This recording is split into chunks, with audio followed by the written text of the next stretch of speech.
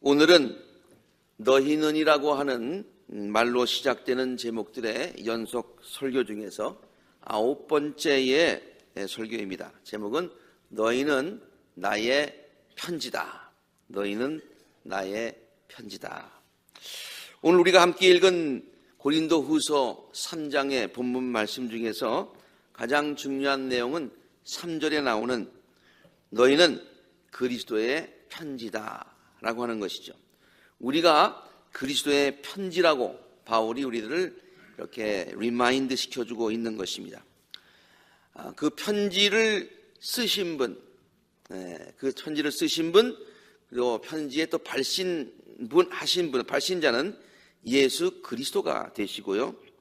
그리고 발신자가 있으면 수신자가 있어야 되겠죠. 그 수신자는 세상의 모든 사람입니다. 그리고 어디다 쓰셨느냐? 우리들의 삶에, 우리들의 심령에 그것을 쓰셨다고 하는 것이죠. 그래서 예수 그리스도께서 우리들의 삶에 귀한 것들을 써서 세상 사람들에게 보내서 세상 사람들이 그 편지를 읽게 된다라는 그런 말입니다. 보내진 편지는 수신자에게 반드시 전달되고요. 그리고 반드시 읽혀지게 마련인 것입니다. 예수 그리스도께서 우리들의 심령과 삶에 기록하여 세상 사람들에게 보낸 편지는 세상 사람들이 반드시 읽는다 그런 얘기죠. 우리들이 하는 말과 우리들의 말과 행동이 다른 사람들이 보고 늘 읽고 있다 그런 말이에요. 부모들의 모든 말과 행동이 자녀들에게 읽혀지듯이 말이지요. 성도들의 모든 말과 행동이 직장과 일터에서 많은 사람들에게 읽혀지게 됩니다. 사람들이 안 읽는 것 같지만은 다 읽고 있습니다. 낮에 한 말은 새가 듣고 밤에 한 말은 쥐가 듣는다라는 우리 속담이 있듯이 우리들의 모든 삶은 언제나 어디에서나 누군가에 의해서 읽혀지고 있다 그런 말씀입니다. 읽혀지면 어때? 남들의 시선과 이야기에 하는 말에 신경 쓸 필요가 뭐가 있나? 그리고 필요하다면 내가 한 말과 내가 한 행동에 대해서 내가 책임지면 되지 라고 간단하게 말하고 생각할 것이 아니라고 하는 거예요. 나 혼자 책임지면 끝나는 일이 절대 아니라는 것입니다.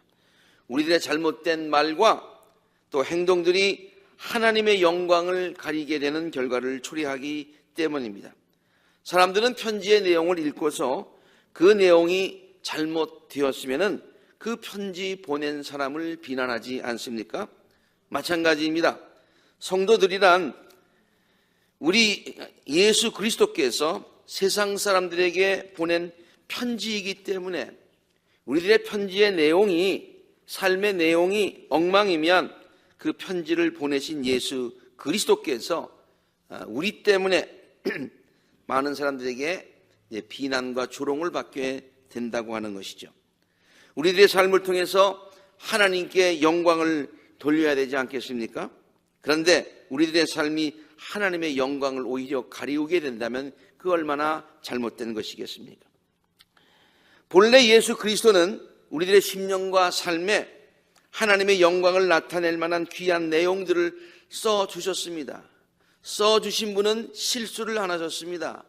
정말로 귀한 내용들을 우리들의 심령과 삶 속에 들려주시고 또 써주셨습니다.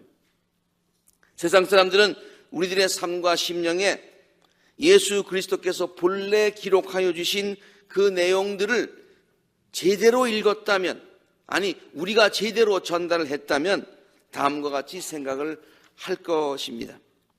저 사람의 사는 것을 보니까 정말로 하나님께서 살아계시구나. 저 사람의 신앙생활을 하는 것을 보니까 나도 예수를 믿어야 되겠구나.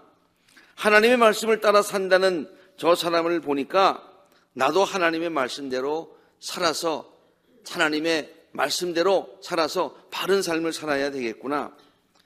저 사람이 축복을 받는 것을 보니까 정말로 하나님은 당신을 사랑하는 모든 사람들에게 축복을 주시는 축복의 하나님이시구나 라고 하는 것들이 읽혀져야 한다는 말이죠. 구약에 나오는 요셉, 그 요셉의 삶이 하나님의 편지였다라는 그런 구체적인 직접적인 언급은 없습니다만 오늘 하나님의 편지, 그리스도의 편지라는 관점에서 요셉의 삶을 보면은 요셉의 삶이라고 하는 것은 축복의 하나님을 증거하는 편지와 같은 삶이었다라고 볼 수가 있습니다. 창세기 39장에 나오는 말씀인데요, 하나님께서 요셉과 함께 계셨어요. 그래서 앞일이 잘 열리도록 그를 돌보아 주셨습니다. 요셉은 그 주인 이집트 사람 보디발이죠. 그 사람 집에서 이제 종으로 살게 되었지만 하나님께서 그와 함께 계시고 그가 하나님을 믿는 믿음 가지고 살아가는 그 모습을 보니까 그 주인이 주께서 요셉과 함께 계시며 요셉이 하는 일마다 잘 되도록 주께서 돌보신다는 것을 알았다. 어떻게 알아요? 그 요셉의 삶을 읽으니까 축복의 하나님이 읽혀지더라 그런 얘기예요. 요셉의 삶을 보니까 하나님의 말씀대로 신실하게 살아가는 그 삶이 읽혀지더라 그런 얘기예요. 그래서 주인은 요셉이 눈에 들어가지고 마음에 들어서 그를 신복으로 삼고요, 집안의 모든 일들을, 크고 작은 모든 일들을 그에게 모두 다 맡기게 되었다. 그렇게 기록하고 있어요. 요셉은요, 그래서 하나님의 살아계심과 하나님의 돌보심과 하나님의 은혜와 하나님의 축복을 그 주위에 있는 사람들에게 읽혀지게 했다 그런 얘기예요. 그런데요, 이렇게 하나님께서 우리들의 심령에 귀한 것들로 우리들의 삶에 써주셨는데 그 귀한 편지의 내용들이 남들에게 잘못 전달되는 두 가지 이유가 있습니다. 첫째는 우리 인간의 본성과 우리 인간의 더러움과 욕심과 죄 때문에 그렇습니다. 이것을 거울에 비유해서 설명할 수 있을 것입니다. 거울이 깨끗하면 본래의 얼굴이 잘 반영이 되죠. 우리들의 삶이 깨끗하면 예수 그리스도의 아름다운 모습, 거룩한 모습이 그렇게 많은 사람들에게 그대로 전달된다는 그런 말이에요. 우리의 삶이 깨끗하면 그리스도께서 우리들의 삶에 쓰여지신 모든 것들이 하나도 잘못되지 않게 세상 사람들에게 전달이 된다 그런 말입니다. 그런데 우리들의 삶이 죄로 인해서 더러워진 부분들이 많이 있어서요, 그래서 예수 그리스도의 모습이 잘 전달되지 않고요, 예수 그리스도께서 귀한 말씀을 우리들의 심령과 삶에 많이 써주셨는데 그것이 우리들의 본래 바탕이 많이 더러워진 부분에 있는 것들은 세상 사람들에게 잘못 읽혀지는 경우가 많이 있더라 그런 말입니다. 적당한 비유일런지는 모르지만은 옛날에 들었던 이런 유머가 생각이 났습니다. 어느 학생이 시험을 보다가 어느 질문에 대한 정답이 생각이 나지 않았어요. 그 정답은 아마 철학자 니체를 내 이름을 대답하는 그런 답이었다고 합니다. 그런데 이 학생이 공부를 안 했어요. 그래가지고 옆에 있는 공부 잘하는 학생 시험지를 이렇게 봤지요. 근데 그 학생이 거기다가 니체라고 썼는데 그 학생 시험지가 조금 이렇게 좀 지저분했나 봅니다. 그래가지고 그 니체라고 쓴 부분에 거기에 점이 하나 찍혀서 이 학생은 그것도 모르고 나체라고 그렇게 자기 대학 답안지에다가 옮겨 적었다고 하는 것이죠. 우리들의 삶의 죄로 인해서 검은 점들이 많이 생기면은 자랑스러운 철학자 니체도 나중에 나체가 되듯이 예수님의 아름다운 모습이 다른 사람들에게 잘못 전달되는 경우가 있더라 그런 얘기입니다. 또한 우리들의 삶이 이렇게 죄로 인해서 우리들의 삶의 죄로 인해서 더러워졌을 때도 잘못되지만은 본래 우리들의 삶과 우리들의 생각이 삐뚤어졌을 때, 어그러졌을 때 또 마찬가지 현상이 일어나는 것이. 조금 아까도 거울에 비유했습니다만, 거울에 더러운 것에 비유했습니다만 왜곡된 거울에 우리가 비유할 수 있을 것입니다. 앞에 있는 사람의 모습이 지금 거울이 저렇게 삐뚤어졌으니까 저런 모습으로 비춰지는 것이죠.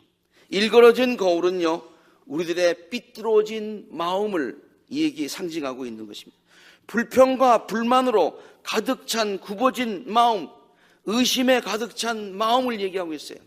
하나님께서, 그리스도께서 우리들의 심령에 귀한 것들을 많이 채워주셨는데 아직도 그것을 믿지 못하고 의심하고 불평하고 하게 되면은 우리 자신도 믿지 못하는데, 우리 자신도 이해하지 못하는데 그것이 제대로 전달되겠느냐, 그런 말씀이에요. 정말 하나님은, 우리 예수 그리스도께서는 우리들의 삶과 우리들의 심령에 정말 귀한 진리의 말씀들, 은혜와 축복의 말씀들을 기록하여 주셨습니다.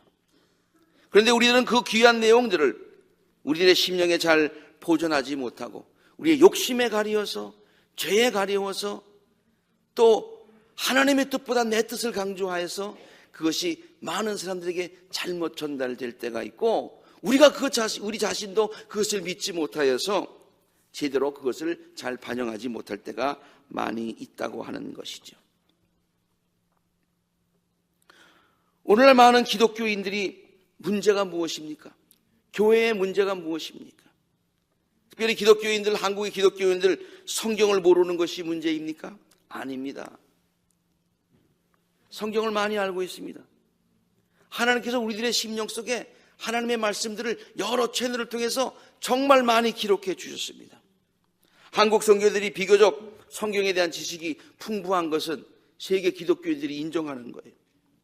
기도가 부족합니까? 은혜 체험이 부족합니까? 아니면 뜨거운 열정이 부족합니까? 아닙니다. 한국 교회 성도들만큼 기도 열심히 하고 깊은 은혜 체험을 사모하고 뜨거운 열정을 가진 성도들을 찾아보기 힘들 정도로 그렇게들 열심들이 있습니다. 그래서 중국 사람들은 가는 곳마다 식당을 세우지만은 한국 사람들은 어디 가든지 교회를 세운다고 우리가 얘기한 것이 아니라 다른 나라 크리스찬들이 그렇게 얘기를 하고 있을 정도입니다. 가는 곳마다 한국 사람들이 모이면은 교회를 세워요. 아프리카에도 가면 짐바브웨에 가니까 거기에도 교회가 있더라고요. 몇 년 후에 가니까 깨져가지고 3개가 됐더라고요. 얼마나 열심히면 그렇게 했습니까? 이렇게 열심도 있고 정말 열정도 있는데 무엇이 문제입니까? 그것은 예수 그리스도께서 우리들의 심령과 삶 속에 친히 써주신 그 편지의 내용이 우리들의 잘못, 우리들의 욕심, 우리들의 굴곡된 생각, 왜곡된 생각, 이런 것들로 인해서 세상 사람들에게 제대로 읽혀지지 않고 그 본래의 의미가 우리 때문에 잘못 전달되었다, 그런 얘기예요. 우리 때문에 잘못 전달되었다 이거예요. 교회가 문제가 아닙니다. 교회는 예수 그리스도께서 피로 값주시고 사신 아름다운 것입니다. 아름다운 것이에요. 하나님께서 가장 귀하게 여기시는 것이에요. 그런데 세상 사람들에게 잘못 읽혀지도록 교회가 돌아가고 있어요. 그래서 한국에서 나오는 일반 방송 매체들인가 이런 언론 매체들을 통해서도 한국의 교회들에 관한 이야기들, 성도들에 관한 이야기들 나올 때마다 자랑스러운 얘기가 아니라 부끄러운 얘기들이 많이 나오는 이유가 바로 거기 있습니다. 잘못 읽혀진 것이죠. 그리스도의 편지의 역할을 잘못 감당하고 있는 이유죠. 또 하나의 문제가 있습니다. 우리가 그리스도의 편지라고 하면은요, 그 말 자체가요, 너무 당연한 얘기지만 한번 들어보세요. 그리스도의 편지면은 그리스도가 전달되는 편지입니다. 그러니까 그리스도의 편지면은 우리의 삶이 그리스도의 편지면 우리의 삶이 그리스도, 예수 그리스도로 그 내용이 가득 차 있어야 된다, 그런 얘기예요. 그게 그리스도 편지죠, 그렇죠? 그런데 우리들의 삶이 그리스도의 편지여야 하는데 우리들의 삶은 그것들은 다 가려지고 우리들의 이야기들로 가득 차 있는 거예요. 그래서 세상 사람들은 그 얘기가 그리스도의 얘기인 줄 알고서 교회 얘기인 줄 알고서 들었는데 들어와서 그리스도 얘기는 없고 우리 얘기만 있으니까 실망하고 돌아간다, 그런 얘기예요. 우리들의 삶이 예수 그리스도의 이야기로 가득 차야 하는데 우리 자신들의 이야기가 편지의 주된 내용이 될 때가 많다. 그런 말씀이지요. 이해가 되십니까? 자신들의 이야기로 가득 찬 삶이란 무엇입니까? 자신이 살아온 날들이 모두 자기의 노력이었다고 생각하는 사람들의 이야기들입니다. 그래서 그런 사람들의 이야기는요, 자신에 대한 자랑으로 가득 차 있습니다. 하나님이, 예수님이 라는 말이 주제가 아니라, 주어가 아니라 내가 라는 말이 주어일 때가 굉장히 많다는 얘기입니다. 자기가 이루었다고 생각하는 업적들, 자기가 모은 재산들, 자기와 관련된 모든 것들에 대한 자랑, 자기의 지식, 경험, 재산, 인맥 등등 모든 것들이 자기의 이야기들로 가득 차 있어요. 우리 크리스찬들은 그리스도의 편지니까 그리스도의 이야기로 가득 차야 되는데, 또 다른 사람들은, 수신자들은 그리스도의 편지라니까 우리에게 그리스도의 이야기를 기대하고 있는데 그 그리스도의 기대된 이야기가 전달되는 것이 아니라 나의 얘기가 전달되니까 잘못 전달될 수밖에 없다. 그런 말씀이죠. 영어는 상당히 굉장히 이런 면에서 편한 것 같아요.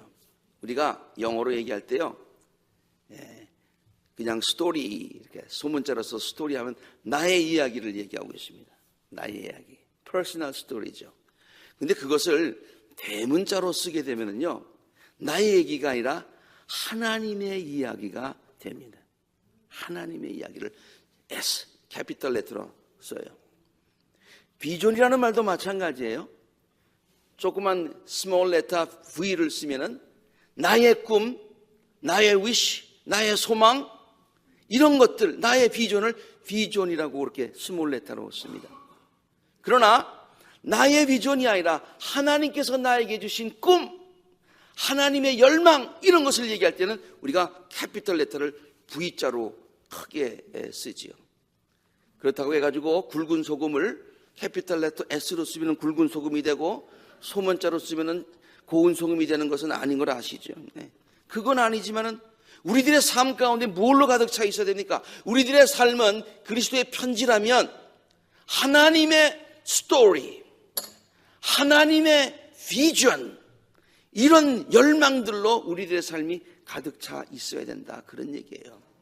그런데 나오는 것은 나의 욕심, 나의 앰비션, 그리고 나의 퍼스널 스토리, 자랑, 이런 것들이 나오면 그리스도의 편지의 역할을 제대로 감당하지 못하게 된다. 그런 말씀이 되겠습니다.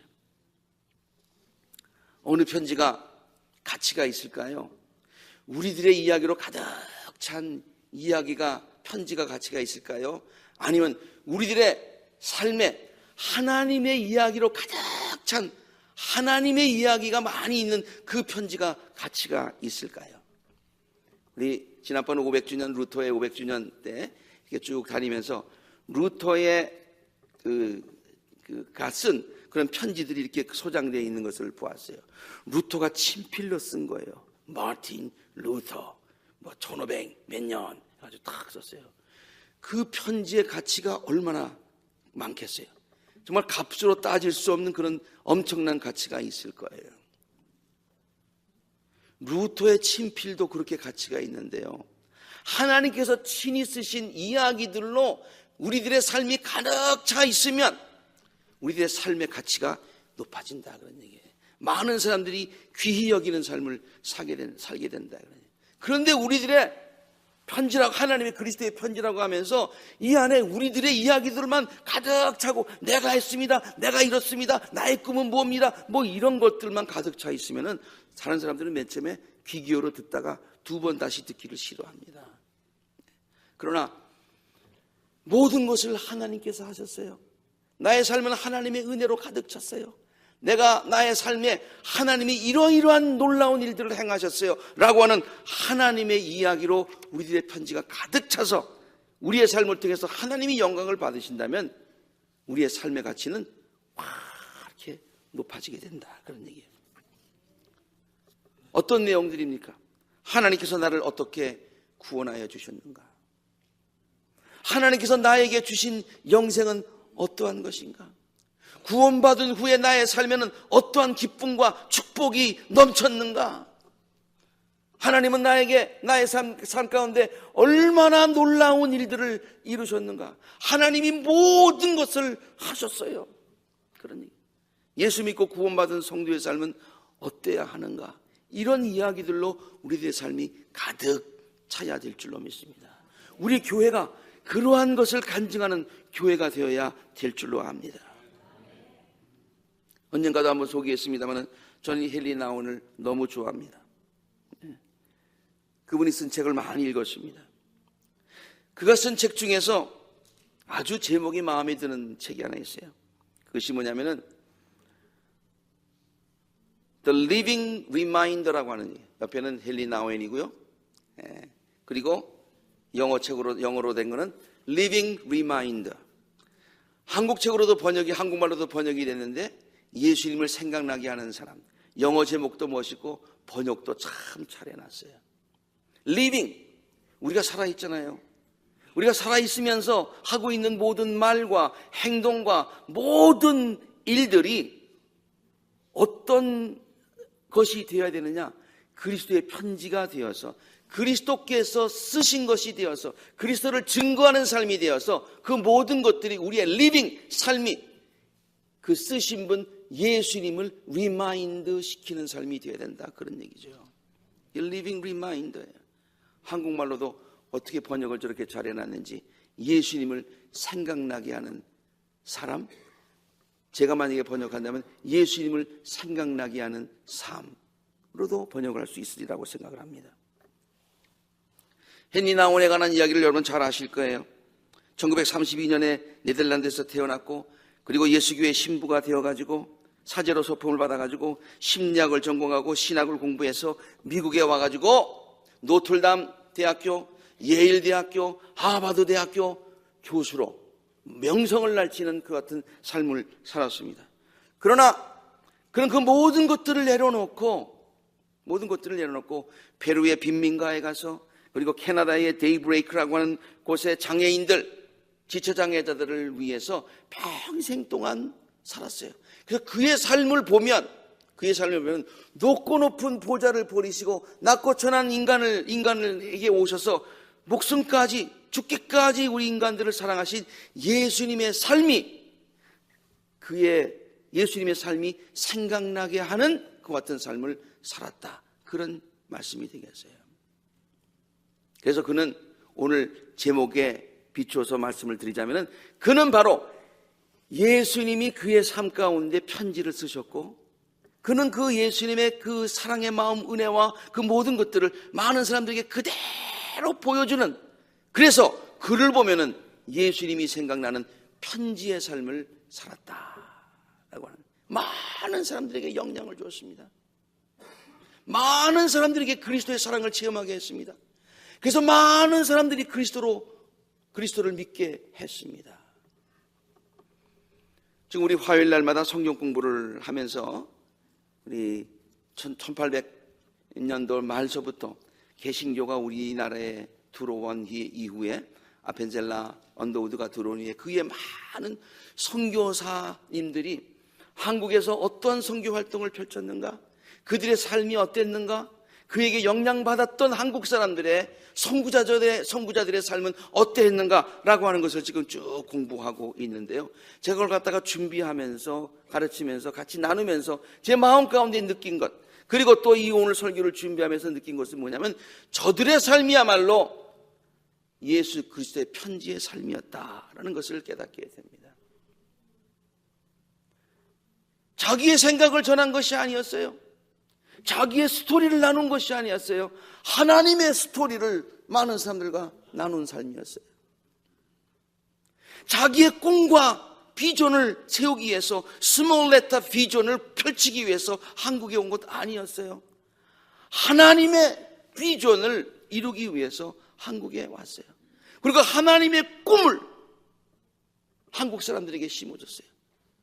그래서 불교와 유교에 푹 젖어 있었던 한국 사람들이 그 편지를 읽고서 그 선교사님들의 삶을 편지를 읽고서 와, 하나님은 저런 분이시구나, 하나님은 살아계시구나, 하나님을 믿으면 축복받는구나, 그것을 깨닫고서 많이 오늘날 우리 한국의 기독교가 부흥하는 그런 결과가 있게 되었다, 그런 말씀이에요.